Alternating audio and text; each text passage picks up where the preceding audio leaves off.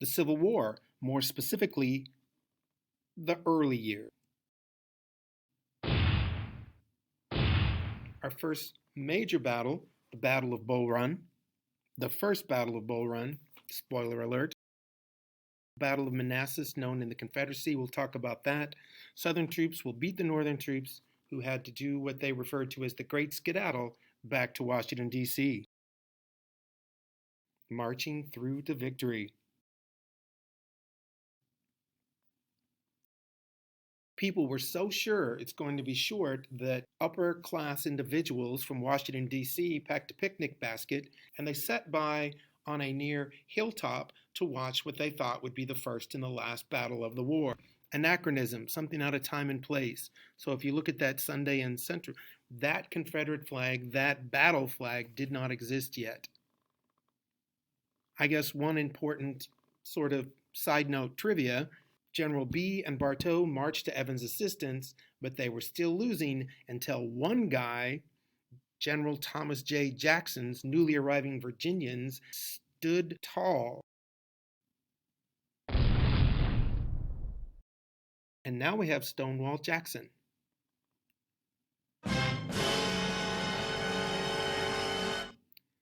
George B. McClellan. Lincoln will say he's got the slows. Let's move out west.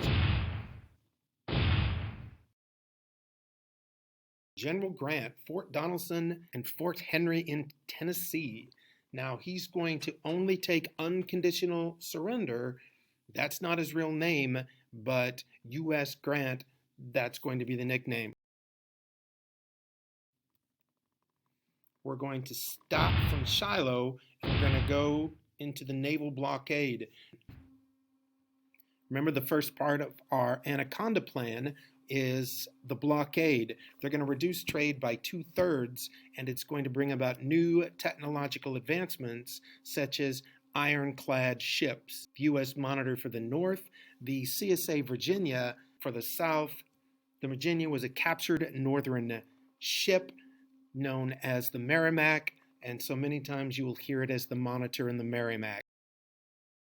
The Monitor, hundreds of new patents. You can see that just the very top, the turret, will stick above water, giving you a very low profile, almost no target to shoot at. The Battle of Shiloh. Back out west, we have Ulysses S. Grant versus Albert Sidney Johnston. A place of peace. It will be centered around a church, a Dunkard church, which is sort of Amish. Casualties are not deaths, they are deaths and wounded. 13,000 plus, Southern 10,700.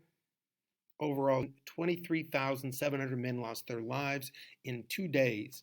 There were more casualties at Shiloh than at all other previous wars that we'd ever been involved in if you add them all up. Back to the Anaconda Plan and our blockade, that is Admiral Farragut, who will capture the Mississippi River by taking Memphis and New Orleans. Not completely got it cut off yet. We'll keep working on that.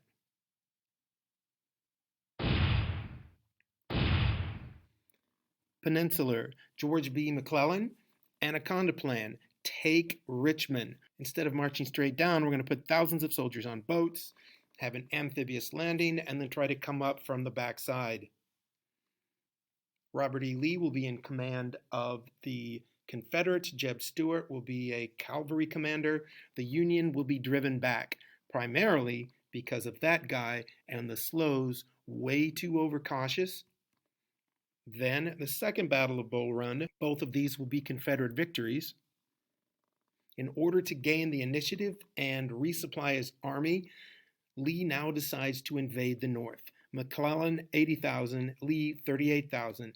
Definitely the underdog. The Northern officers actually found orders of the Confederates, and yet they still waited 4 days to attack. Tactical draw, but it is the bloodiest single day of the war. Lee will go back into Virginia. Lincoln will declare it a strategic victory.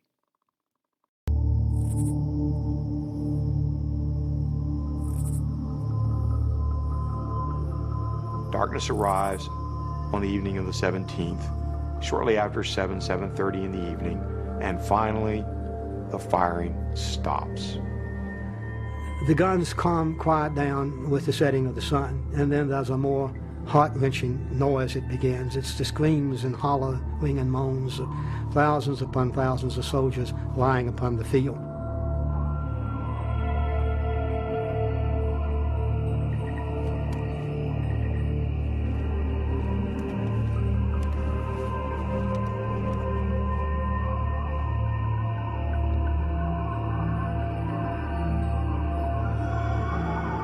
You know what, when it gets dark, you can't tell the difference between blue and gray.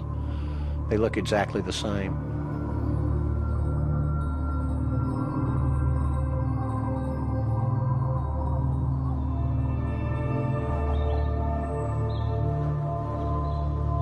The Battle of Antietam was a draw. Neither Union nor Confederate army had moved significantly from the positions held at dawn, at an unimaginable cost. 23,000 lay either dead or wounded, more than 9 times the number of men who fell on the beaches of Normandy. But this staggering loss would not pass without meaning, for in the aftermath of Antietam, America would be reborn.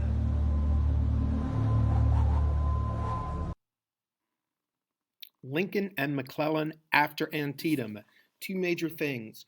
Once, he'll claim victory and issue a preliminary Emancipation Proclamation. I pronounced that correctly. Butchered everything else in this presentation. And then he will fire McClellan, and not for the last time.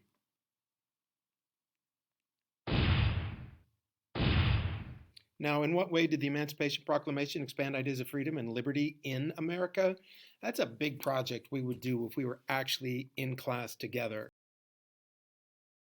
Only freed slaves in the Confederate-controlled areas. Those are going to be the red ones. The blue, teal, whatever you want to call that, that's Northern control. So if it only frees the slaves that the Confederates control, it actually frees no one.